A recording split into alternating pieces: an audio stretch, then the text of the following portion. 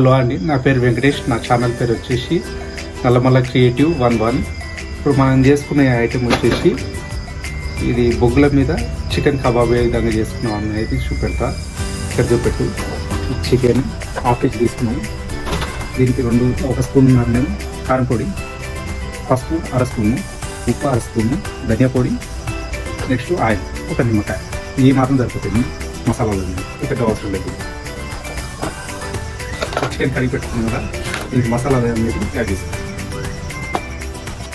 కారం,